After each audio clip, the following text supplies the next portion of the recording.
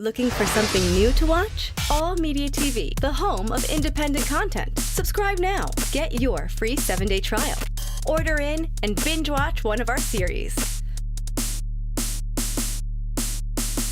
Laugh, cry, or crawl under the blankets with a variety of shorts and features. Subscribe now. Get your free 7-day trial. Watch anywhere, anytime, any device. Go to www.allmediatv.com today.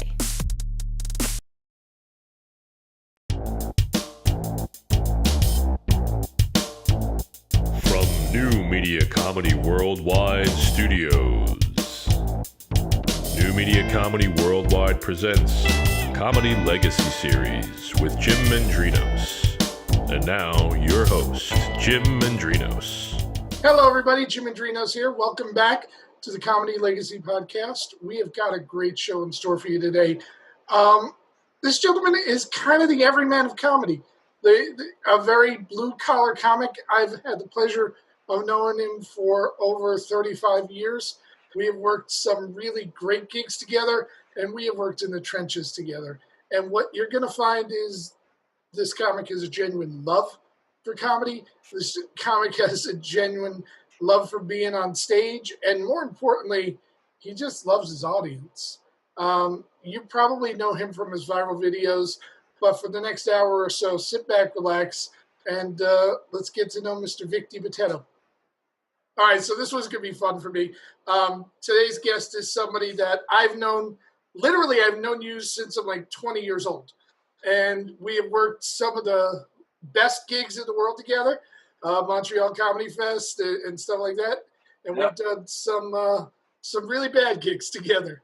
So, I want to bring in somebody who's just a master at reinventing himself and a master at staying relevant. Vic DiBitetto. Vic, thanks so much for joining us. I really do. Thanks for having me. And how come you didn't mention Pips? Oh, I don't. You know what? Pips is that great line where it's not a bad gig, but it's not a good gig. Pips was the comedy boot camp. Yeah, it absolutely was the comedy boot camp. It was the only club in the country where the owner would heckle you. Repeatedly. And if he didn't heckle you, you knew you weren't coming back. It was where the mobsters met the lobsters. Oh, man. But, it just, you and I, that is where we met. And you and I stayed working there. Places like that, Tickles in Brooklyn. I don't know if you remember that one. Oh, my God. Wow. Yeah. Talk about characters. Yeah. We just, when we started, there was a bowling alley in Staten Island we used to work together in all the time. Yep. Yeah, we took any gig. And we took any gig because we wanted to get better. The $65 of the hamburger wasn't bad back in the 80s and 90s either, but it was mostly to get better. So I wanted to talk about that first of all, because when you started, you had a brutal day job. You were driving. Your gig was overnight, and then you would still, and you would still do stand up.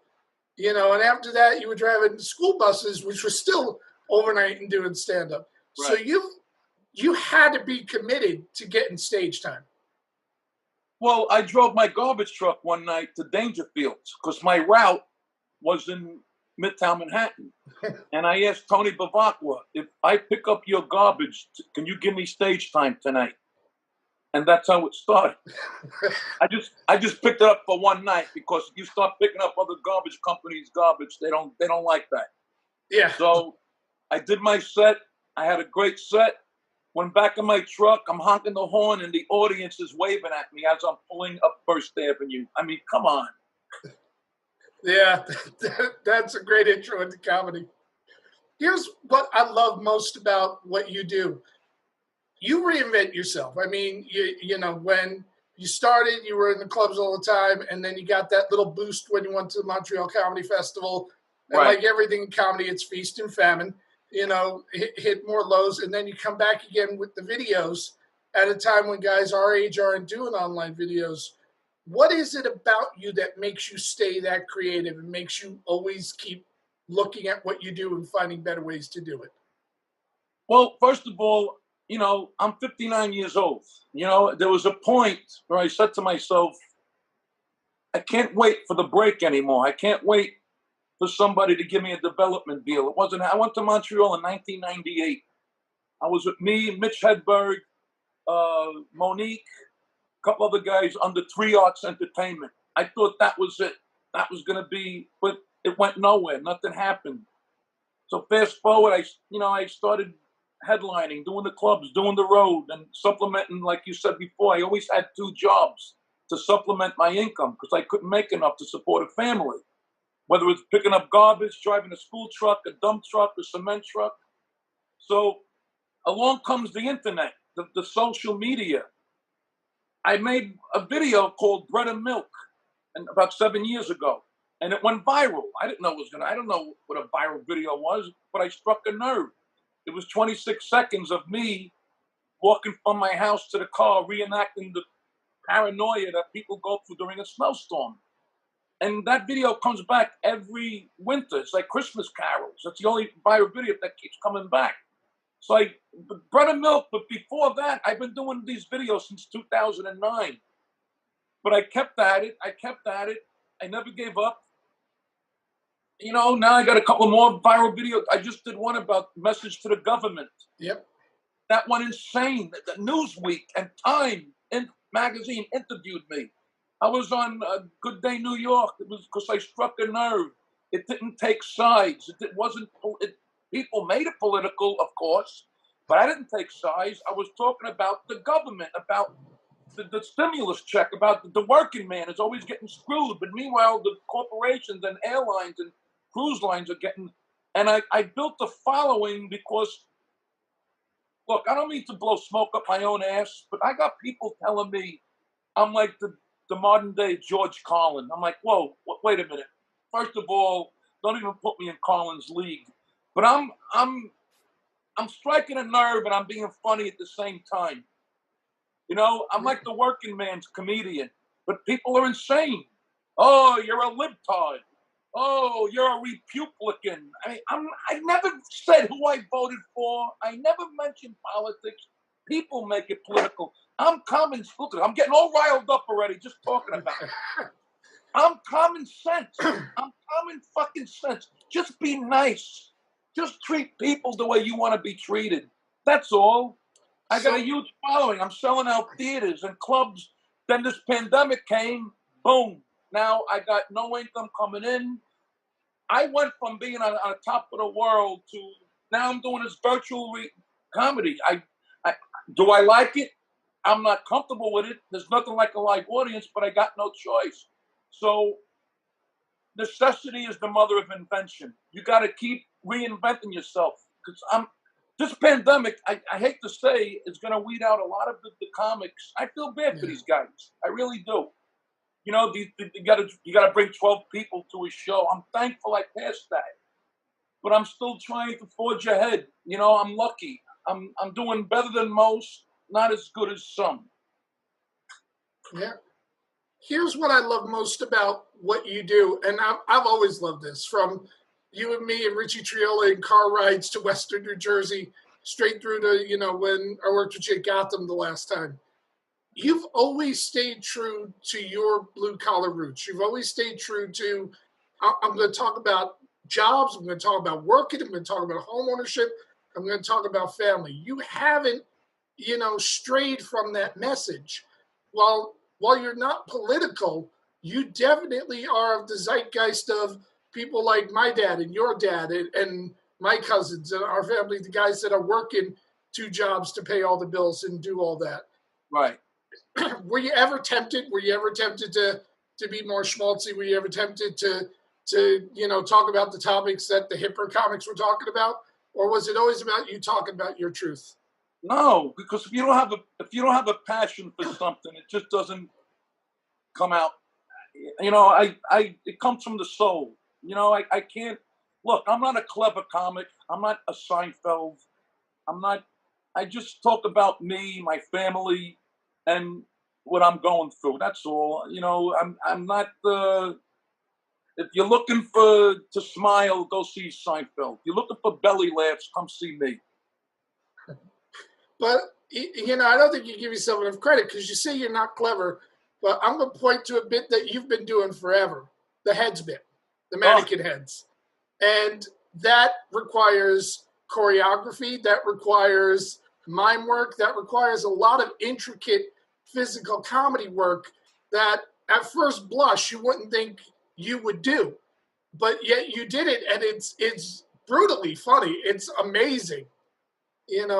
What was the impetus for that, and how did that help you? Because I know that was your closer for a long time. Yes, I found we used to pick up Macy's, okay, and we threw out some mannequin heads, and I would have fun on the garbage route. I would put the mannequin legs under the truck. Oh my God, somebody got pull the legs out. We had fun. You do that today, forget it. But anyway, I had two heads, and I brought them home. There was a male head and a female head. I brought them home. I had them in my room, and I'm looking at these things, and I love Herb Alpert. I know. When's the last time you heard anybody say they love Herb Alpert? Anyway, my father had all his albums, and he was listening to this song called May, M-A-E, the lady's name, not the month, May, M-A-E. And I'm looking at the heads, and I'm here. I got the head, and I went in front of a mirror, and I just reenacted a blowjob. The thing about that, you can't get offended. It's just two mannequin heads. That's all you see. The rest is left to your imagination. He looks at her. She says no. Then she goes down on him, and with the music, you're right. That's the only bit that I've been doing since I started doing comedy that I still do, even though I haven't been doing it lately, but I'm bringing it back into my act now because there is, what it's like. You think about all these bits you have in the past, I'm like, wow, that was really funny shit. Now I got newcomers that have never seen this before. Yeah. So I'm starting to put it back in there. I have 1.8 million fans in the social media. So I can do the stuff that I did 30 years ago. To them, it's new. Yeah. I'm getting my audiences. I have 14-year-olds to 80-year-olds in my audience. I have black, white. I have gay. My son, I'm a proud father of a gay son. I have parents coming up to me and say, thanking me how I speak about my gay son. I have gay kids coming up to me thanking me that I made them come out. It's so gratifying, man. Look. Going back to the political thing, which I hate to do, but I just want to prove to these stupid people that don't know what they're talking about. I own 2 legal firearms, and I'm a proud father of a gay son. So where does that put me? I'm common sense. Just fucking live and let live. Be nice to people. Just fucking live and let live. Now they unfriend you if they disagree with you. Yeah. What is that all about? Because you're a liberal and you're a Republican, you're not my friend anymore? What the fuck is going on in this country, man? It's so sad what's going on. And we need comedy now more than ever. Oh, yeah. Oh, post-pandemic, we need to laugh hearty. That is for sure.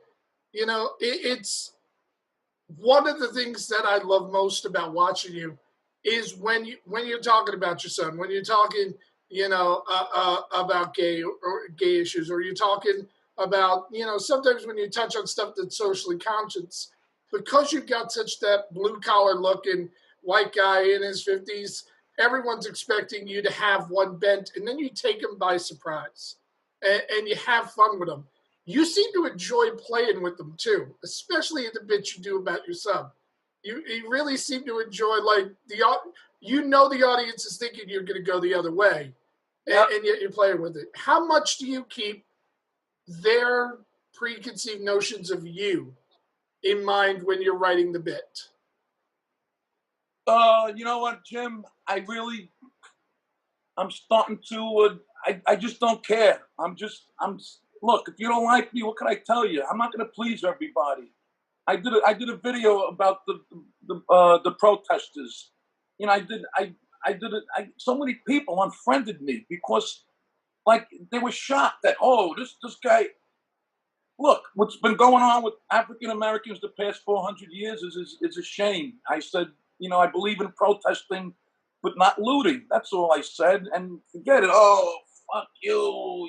oh, you're pandering. I'm not pandering. These are facts. Go to Google and know your facts. You know, look, I tell people who think they suspect their kids might be gay. Would you rather them come out of the closet or hang themselves in the closet?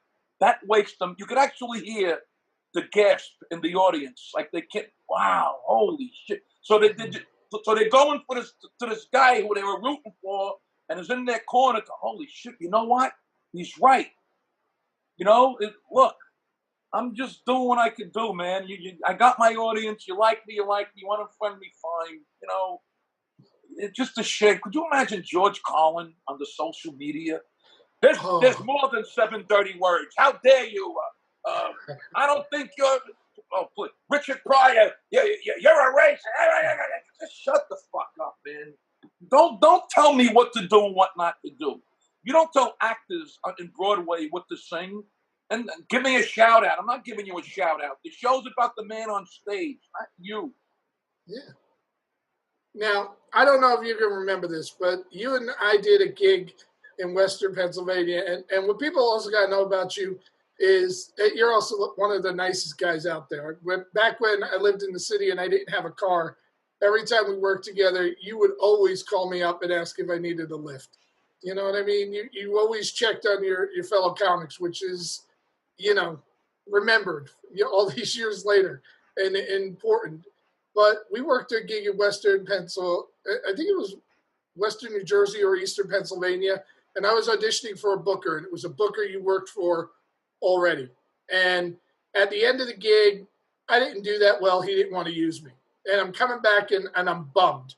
And you know that feeling in the car ride back when you know you're not going to get the gigs, how miserable you're feeling. And you just turned to me and you went, fuck it, find someone else who wants to use you. Yeah. And it was the best advice I had ever gotten. You know, and have you always had that mentality? Like if somebody didn't want to use you, fuck it, it's their loss, somebody else will?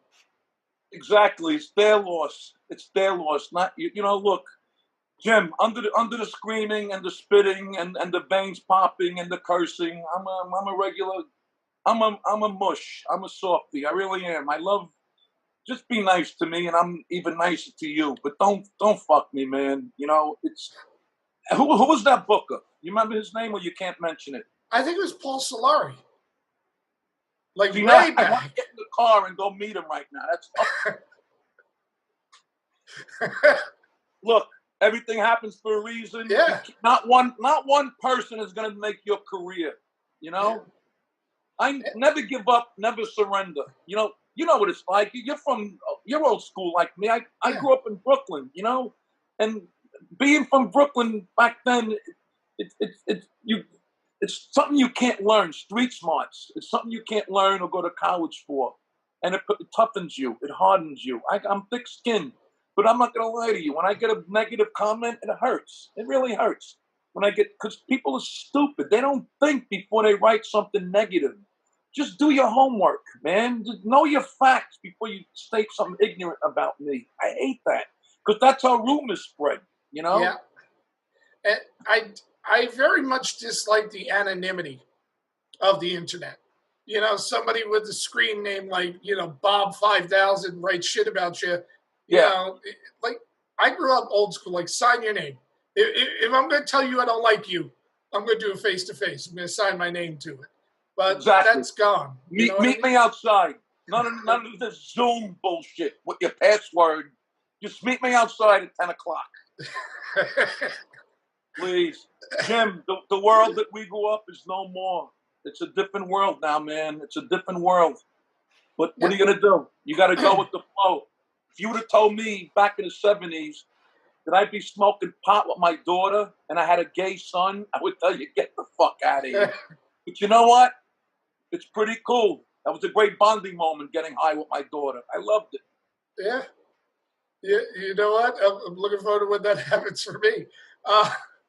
Let's just talk a little bit about, you made one of the scariest jumps I'd ever seen when you decided to quit driving. This is the first time in your life when you're just doing comedy full time. And your wife actually was working with you. It was a family business you had to give up.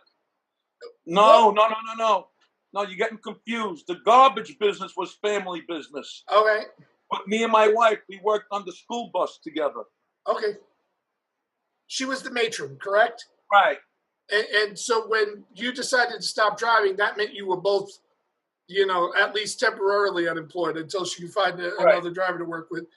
How scary was it for you to make that transition? Because again, when I made the transition into full-time comic and saying I'm going to do nothing but comedy, I was all of 23. So I'm a fucking jackass who doesn't know that you're going to have bills someday that you got to pay.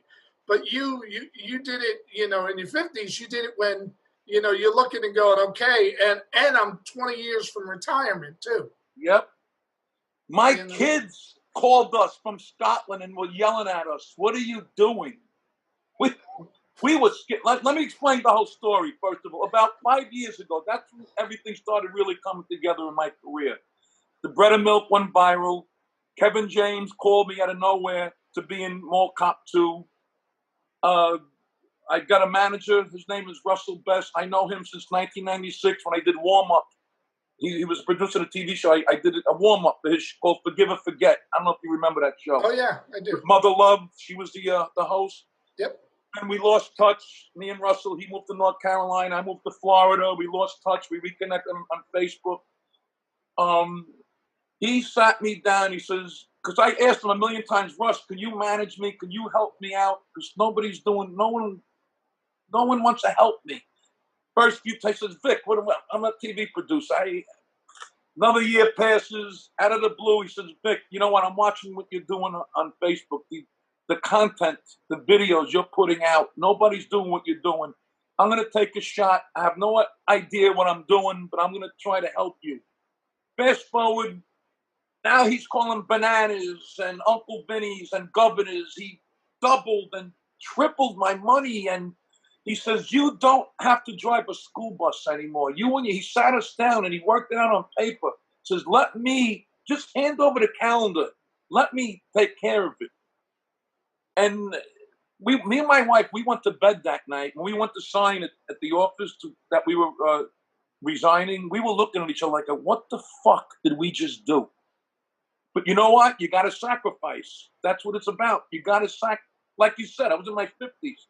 That's why Rodney is such an inspiration. He didn't make a movie. He didn't make it till his late 50s.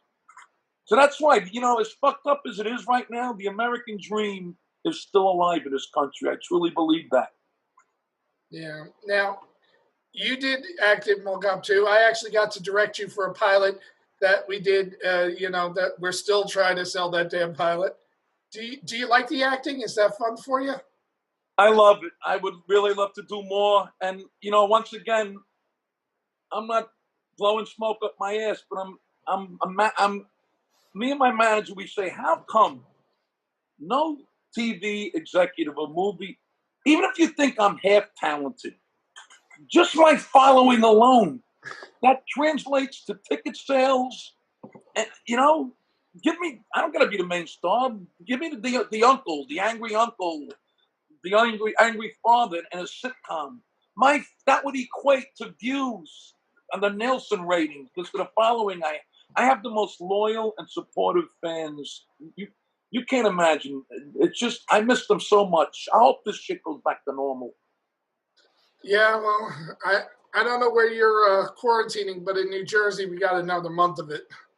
Yeah. So, didn't he say June 15th? June 15th, they're going to try to go to the next phase, but he also announced yesterday, and full disclosure, because we're not going to air this until September, we're recording in the beginning of June. So yesterday, Governor Murphy just said it's going to be about another month before it goes back to normal. Yeah. Are you in Jersey? Yeah, I'm in Manalapan.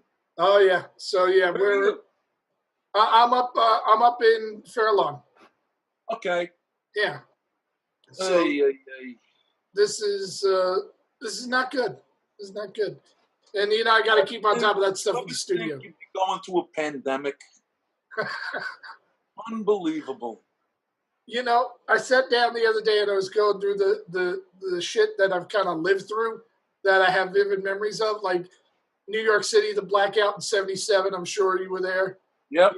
I was living in the Village during the Tompkins Square riots in the 80s.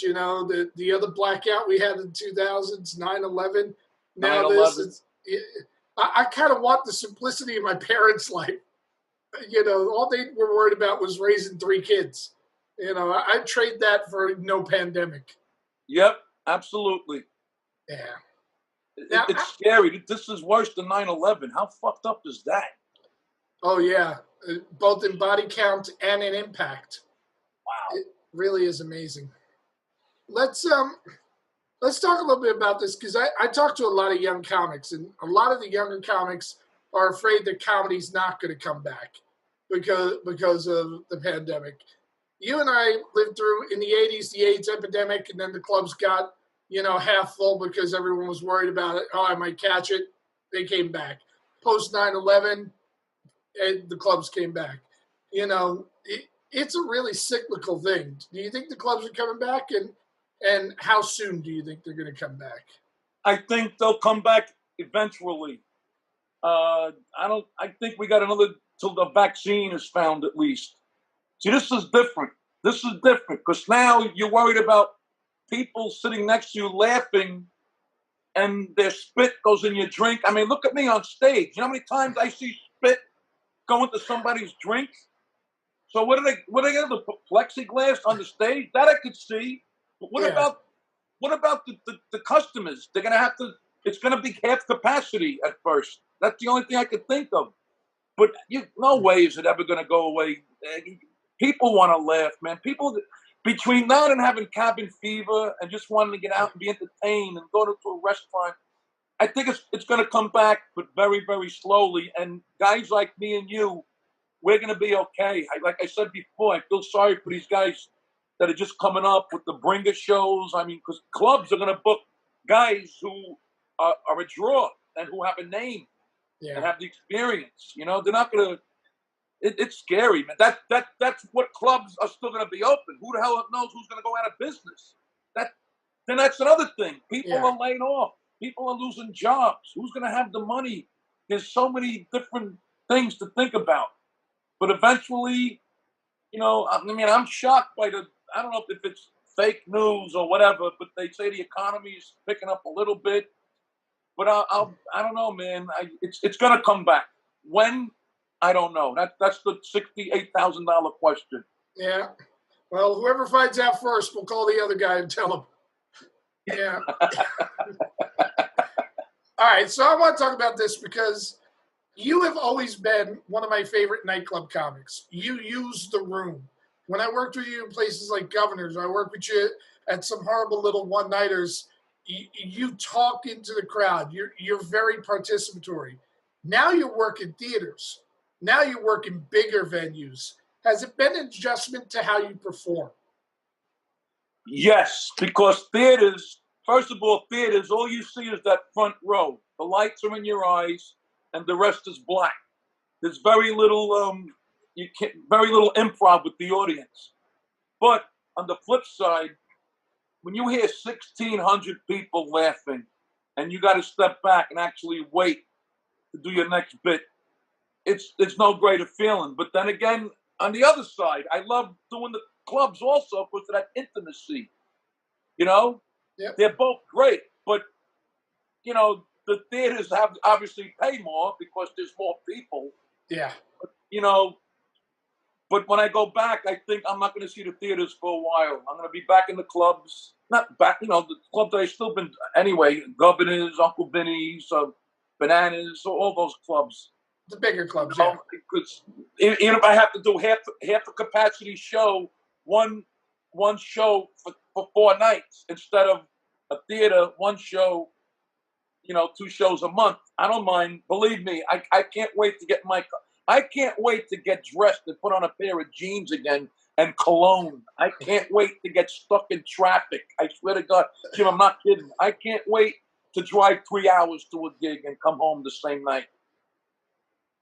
Yeah, we bitched a lot about the traveling over the years, and now every comic I know is they're like, I just want to get in my car and go someplace. Yep. I actually got a show, believe it or not, June 20th, Comedy Shop in Pennsylvania. Jim Thorpe, Pennsylvania. 2 shows in one night. I don't care. I'll do 5 shows in one night. It's a 2-hour drive, and I'm not staying in a hotel because of the coronavirus. I'll get in my car and drive home. I'm used to being up at night. I was a garbage man. I worked the graveyard shift. Piece of cake. Plus, I take care of myself. I exercise. My diet could be a little better. You know, our good dear friend, Jeff Parami, may he rest in peace. I always told Jeff, man, you got to take care of yourself. But you know, what are you going to do? It is what it is. And Jeff was a big loss, you know, and I don't know if you're ready to talk about this because it happened earlier this week. Jeff was a big loss to me because of how much he loved comedy. You can say what you want about Jeff. There's plenty of comics who would talk shit about him behind his back, like, oh, he's not the most original person. Fuck that. This man loved being on stage. Oh. This man loved the audience. Yep. And always upbeat, positive, happy, smiling. I don't think anything bad about him to say, you know, which is rare because there's a handful of comics, you know, that have a reputation, but, you know, there are good ones also. But what I love most about him was he was also genuinely happy when you got something. As opposed to that, the comic thing, you get something, they go, how'd you get that? You know, he was, when he found out I had a TV show that was airing Living in Exile, he actually called me up and I watched it. It's fun. Congratulations. Not how did you get it? Not can I get a spot? Can you talk to the producer? He was genuinely happy. The first night I got my own show at the Borgata at the Music Box. Because he does the burlesque. He used to do the burlesque shows every Thursday. I get a note from my manager. It's from Jeff Parami. And you know that figure he draws of himself, that face, the caricature, says, hey, buddy, good luck tonight. Love you. Knock him dead. I mean, come on, man. Who does that? Well, there's a few people. There's been a few people over the years that we cleave on to. You know what I mean? Your running buddies, the guys you start with, and you're there. It's funny you said that before about, you know, how some comics despise you and are jealous of you. Because when I started getting heat about 5 years ago, there were some guys, man, that really, I don't want to mention names, really shocked me. You know, I don't know who said it. Some celebrity once said it. It's not the celebrity that changes. It's the people around them that change. It's really interesting. When you start going up the ladder, it's really interesting. There's the culture, and I think this comes from, you know, not having a lot, you know, in the early stages of your career. You know, when you're getting those gigs and you have to fight for those $65 plus a burger gigs that we were talking about earlier. And you finally see somebody getting something and you think it's not going to be there for you, that you're not going to get a turn. And I keep telling comics there are years where I made tremendous bank, and there are years where I'm scrounging for gigs. That's just the business we enter, you know. And they gotta just run their own friggin' race. But I don't think a lot of comics see that. And yeah, you did get an awful lot of shit when you first started breaking.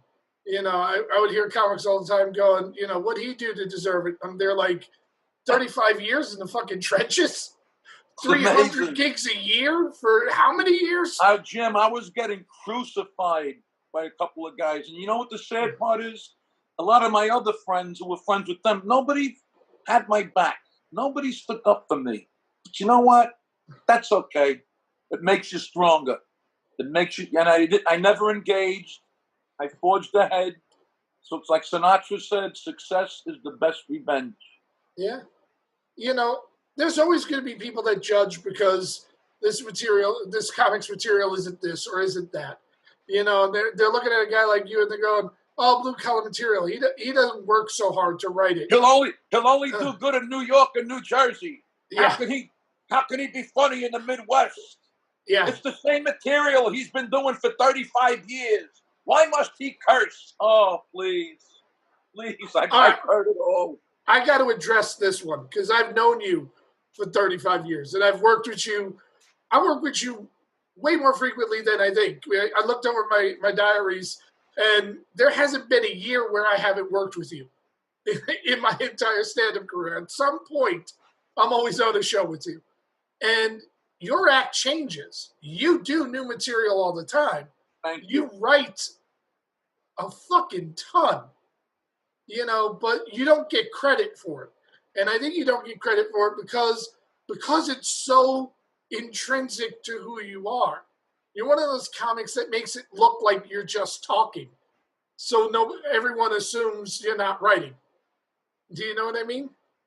Absolutely, Jim. I never, ever wrote. Everything is up here. I think about it and I go for it on stage. If it works, it works. It doesn't, it doesn't. Or I just milk what I already have. But like you said, what it is? What's that expression? The first impression is the first impression is the lasting impression. So if somebody sees you 30 years ago, don't they comprehend that was 30 years ago? Have you seen me lately?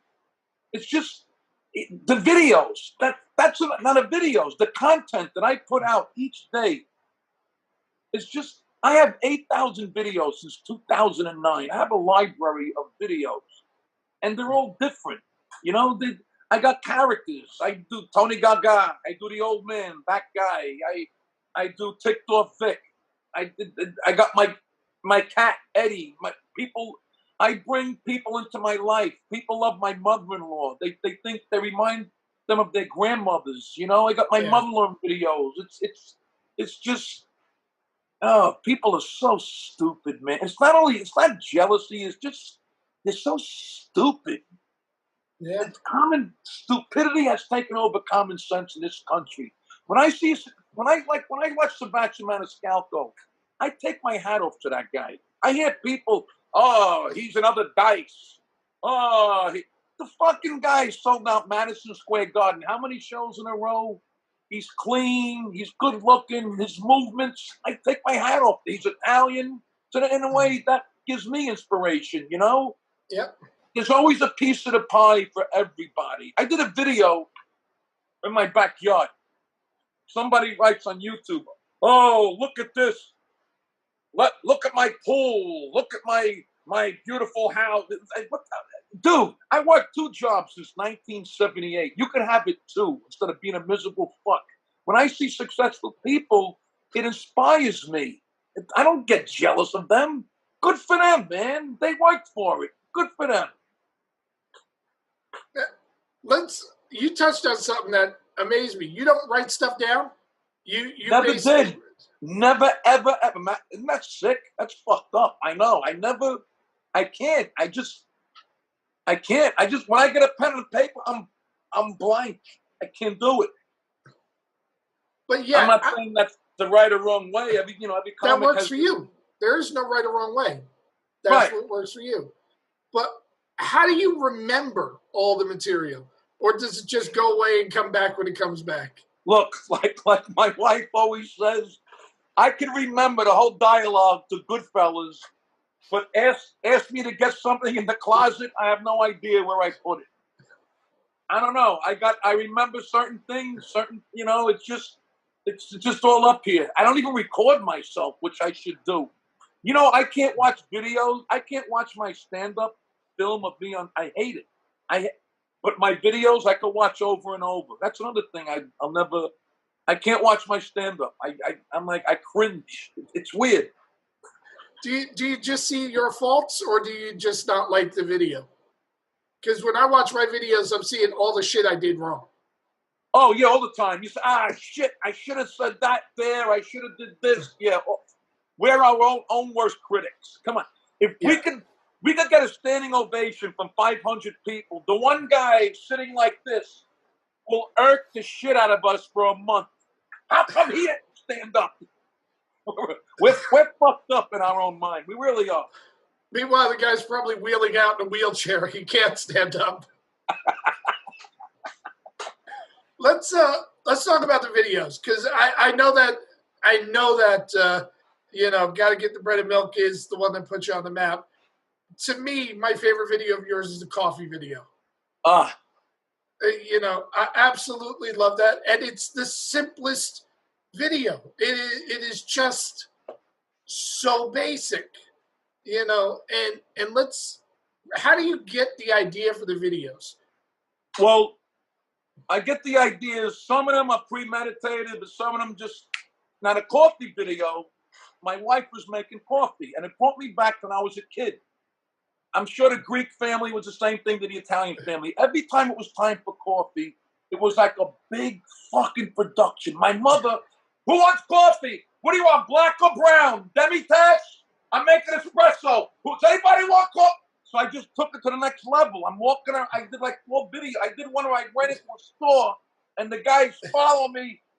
That was on ridiculousness. That was on right this minute. It was on, because it hit a nerve, because people related to, here, I got a Farberware pot still with the extension cord. I'm out in the middle of a field in New Jersey yelling, who wants coffee? Fast forward, a coffee company calls my manager and said we would like to have Vic have his own coffee line. Now I got my own coffee line. It's amazing. It's crazy. You can't, I never planned for this shit. No, but that video to me, what I loved most about it is it's one emotion. It's one emotion that you just took to the nth degree. and when you boil down your videos, you have some that are really complex. Like the video you did, the common sense note to the government that you did, I think it's back a month and a half ago. That's very complex. You're talking about socioeconomic things. You're talking about how to help workers. There's a lot to that. But so many of your videos are that one key thought that somebody had that you're just going to the impact of that. You're going as far. Bread and milk is the same thing. It's literally the panic of the first snowfall. And you just go taking that to the nth degree. What is it about that style of comedy? Because nobody's doing that. Everyone's looking to put 25 twists and turns. They want to make things complex. You've boiled things down to the simplest element. What about that makes it interesting for you to write? Well, because I'm old school. So you look at some of my videos, they're very Monty Python-esque. There's farce. I love farce. You don't see that anymore. People take, I did one with it. I have a tree in front of my house with a big hole in it. And I put a wig over it. And I'm with the Clippers. And Russell was there. He says, what are you doing? So what kind of tree is that? It's a pussy willow. I mean, it's simple comedy. You don't see that anymore. I grew up with Three Stooges, Red Skelton, Abbott and Costello, Jackie Gleason, The Honeymoon. I mean, the message to the government. Now that one, I got to be honest with you. Me and Russell, we wrote that together. That was very informative. I mean, I didn't just wing that off the cuff. That was actually, we went back and that was for a week because Russell is very up with this, and we're like Elton John and Bernie Taupin of comedy. He writes a lot of stuff, and I do it, and it's amazing. That guy gets very little credit. Bread and milk, however, that one, my wife didn't want to cook that night. I'll go get pizza. I open the door. I saw a snowflake, and it just hit me. I'm like, oh, boy, here we go. All the idiots now, they're going to think it's the apocalypse. I whip out my phone. 26 seconds, that thing was. 26 seconds from my house to the car got me more recognition in 30 years of stand-up. And another thing about the videos, people don't realize, I'm holding the camera. Yeah. They think there's a fucking camera guy. I'm doing it all. I'm writing, producing, direct, I'm choreo. You don't see my arm. That's pretty hard to do when you're going crazy, and it's and when they don't notice that, that's how good it is, because they think I got a fucking camera guy following me. I also love that there's a little bit of candid camera in some of your videos. The one you did at Walmart, the people in the background looking over, like, what the hell is he doing, is priceless. There's a Walmart video. Which one? The most recent one, I think. The one that's first on your website. You did a video at Walmart, or it might have been some other store. I might be thinking it's Walmart. But you did a video in a store, and the people in the background of the store are staring at you. And to me, not only was what you were saying was funny, but the reactions of other people around were funny as they were trying to piece together what the hell was happening. You're doing everything guerrilla style. You're doing everything. You're doing all the technical stuff. You're going to places, not always getting permits, and just having fun. I'm sure you ask the owners before you do it because of course. But you're doing everything. So the possibility for interruption, the possibility for shenanigans, by people, it's all there, and yet you're getting these amazing videos, these really fun videos that are coming out. Are there, like, if someone wanted to get to know you and what you're doing video-wise, what would be the 3 or 4 videos you would want them to watch? Oh, man. Obviously, Bread and Milk, the coffee one, definitely the message to the government, and one with my mother-in-law when I'm just in the backyard with her making peppers and eggs. It was so... You felt like you were there, with my family, and you could actually smell the peppers and eggs. It was just so natural. But there's so many. I have over 8,000. It's crazy. I've been doing this since 2009. I started with a webcam on my computer. And if you look at the old ones, they pixelate. I even added another Facebook page. I have 2 pages now. The other page is for all my classic videos. Wow. It's really been an amazing... it's fun. I have fun doing it, because you can look at it. There's no audience. You can look at it and edit it and add some stuff.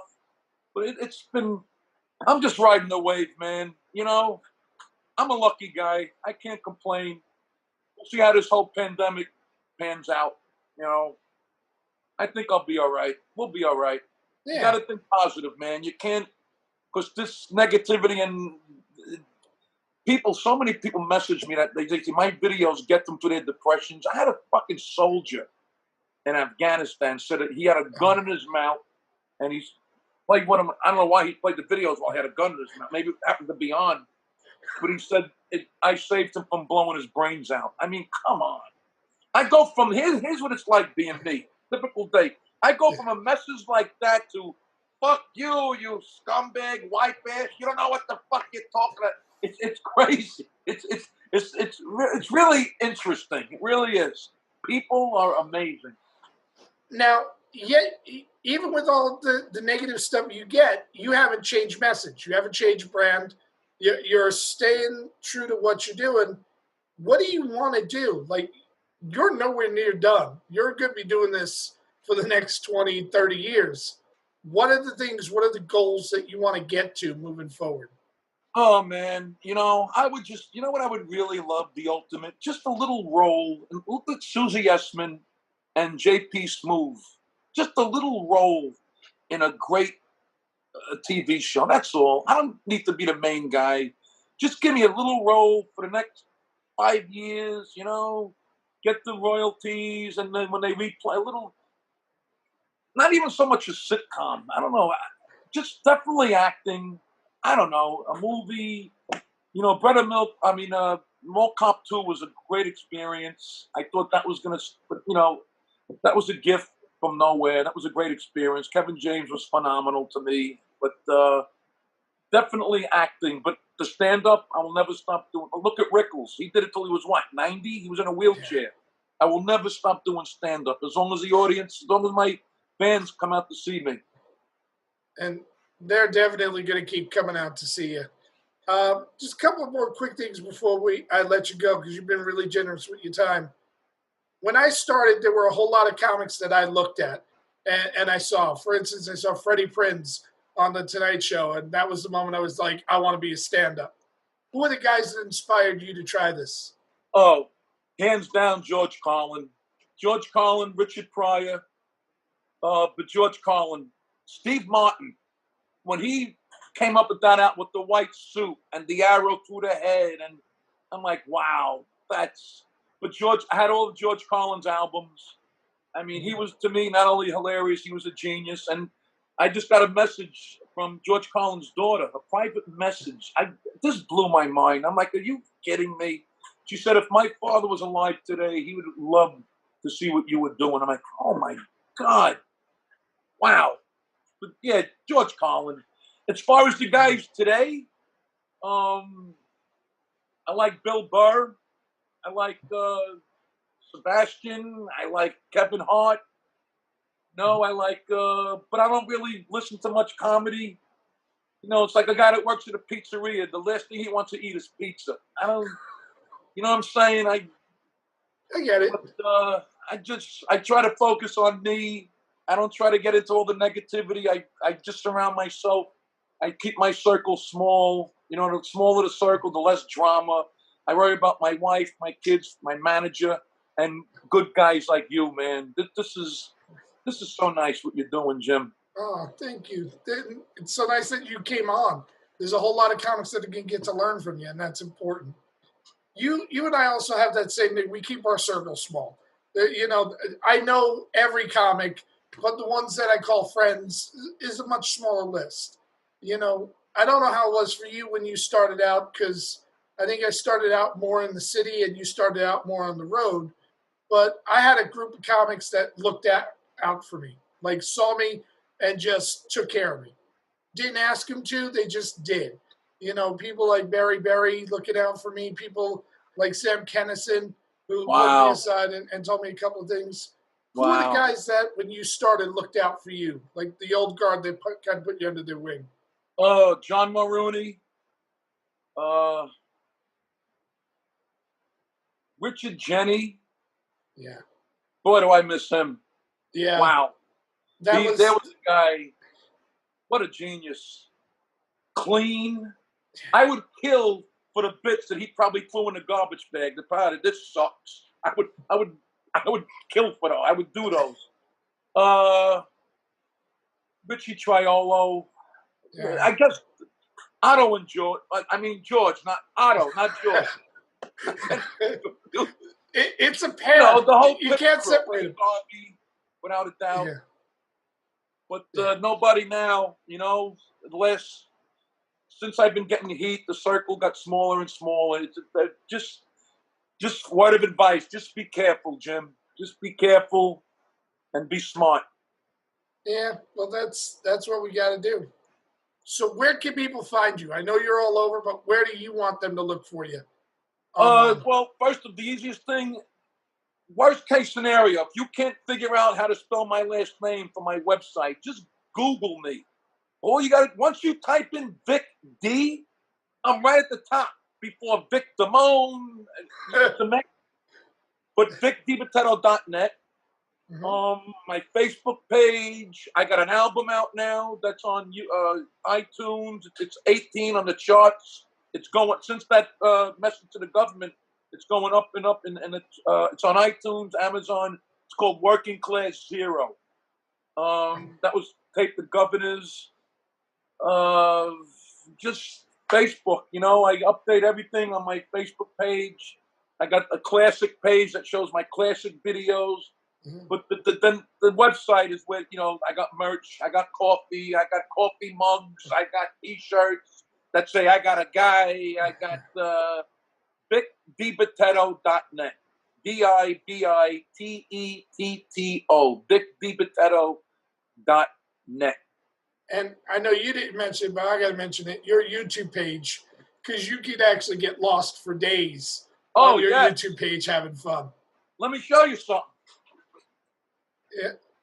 All right. And while he's doing that, I also got to tell you guys this. He has over 364,000 followers, and you need to be one of them. I got this from YouTube. Oh, they send you a plaque with a golden YouTube arrow, and it says, Vic DiBitetto, congratulations for surpassing 100,000 subscribers. It's double that now. See, that's the thing. There's YouTube, there's Facebook, there's Instagram, and Twitter. Now, you put all of them together with all my videos. Me and my manager, we couldn't figure out it. I have hundreds of millions of views. Yeah. All social media platforms put together. On one Facebook page alone, called Car Throttle. It's all about cars. I did a thing about how I don't how I park far away in the parking lot because I don't want to be near it because they bump your car. Then when you come out, there's a guy that parks right next to you. He's got the whole fucking parking lot. That's got 36 million views alone just on that one page. So, look, without the social media, I wouldn't have the following that I have now. And it's a double-edged sword because when I'm watching now, like humanity does to every good thing, we fuck it up. The social media, everything's an argument now. You could type in, I'm going to adopt a kitten. What's the matter with dogs? You don't like dogs? I'm busted by a kitten. Fuck you. Hillary sucks. Trump's an asshole. What the fuck? Just want to adopt a kitten. Holy shit. It's a madhouse out there. Yeah. But when it's not a madhouse again in 6 months or a year, we're definitely going to be back out and doing stand-up. And Vic, I can't wait to share a stage with you again. You know. Yes, Jim. Yes. I got to talk to Russell. You got to work with me soon when this is all over. We haven't done a gig yet in 2020. The last one we did was last year at Gotham. I did a spot on one of your shows. But that was the last gig. That was right before the whole lockdown started at Gotham. It was half the crowd. It was so sad. I never saw New York like that. Yeah. But hopefully I'll be back. Chris Mazzilli came in the green room and he says, dude, you know, this low attendance is because of you. You know that. I said, yeah, I know. I understand. But it's got to turn around. It can't. There's only one way, and that is up. Yeah. And here's the thing I know about you, and the thing that people need to be aware of you. Even if it doesn't come back, you're going to find a way to do something artistic, and to keep your voice heard, which is important, Vic. Absolutely. Keep going out there. I'll get in the plane and skywrite my fucking act. Are you kidding? I'm that close to taking one of those drive-in comedy gigs that people. That looks interesting. Did you do one?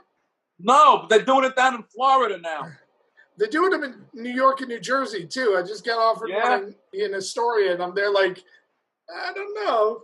We got no choice right now. We got no choice. Yeah, we're all jonesing for that live audience, and we'll get there's it. Nothing like it. Yeah, the videos are nice, but the live audience is kind of where we get our. Yep.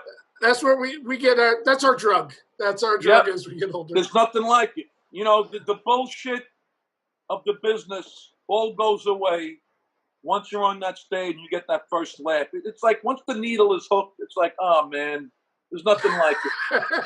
You know? Yeah. Vic, thank you so much for taking the time out. Hopefully you'll come back and do another one in the studio when we're doing it face to face. Yeah, let all this nonsense go away. I'll be more than Jim. It's a pleasure. Absolutely. I'd love to. All right, Vic, I'll talk to you soon. Now, That was fun. It's really great when I get to catch up with people who I genuinely love hanging out with, and who have something to share with you guys. What I most take from Vic, besides all the hard work, besides the perseverance over the years, is that 26 seconds changed his entire career. 26 seconds, an idea popped into his head, and he went with it, and it changed his entire life. And that's what stand-up is. It's very unexpected. You don't know when or what will break. Comedy is a very fickle art form, and you just got to keep trying. You just got to keep doing. And eventually, hopefully, we'll all have our bread and milk moment. I'm glad that Vic has his. We will be back next week with another episode. Until then, just scroll the archives, find the people you haven't listened to yet, give those guys a listen. We are available if you want to take the podcast with you on iTunes. You can download us and carry us wherever you want.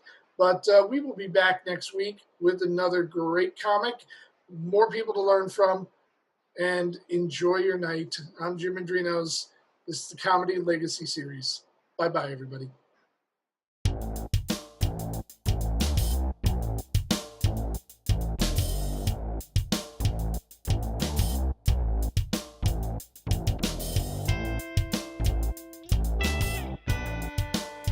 This has been a New Media Comedy Worldwide production.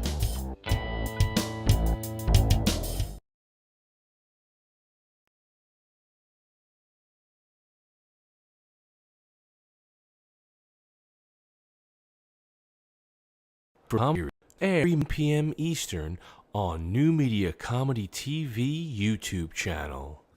Don't forget to subscribe, and we'll see you next week. Looking for something new to watch? All Media TV, the home of independent content. Subscribe now. Get your free 7-day trial. Order in and binge watch one of our series. Laugh, cry, or crawl under the blankets with a variety of shorts and features. Subscribe now. Get your free 7-day trial. Watch anywhere, anytime, any device. Go to www.allmediatv.com today.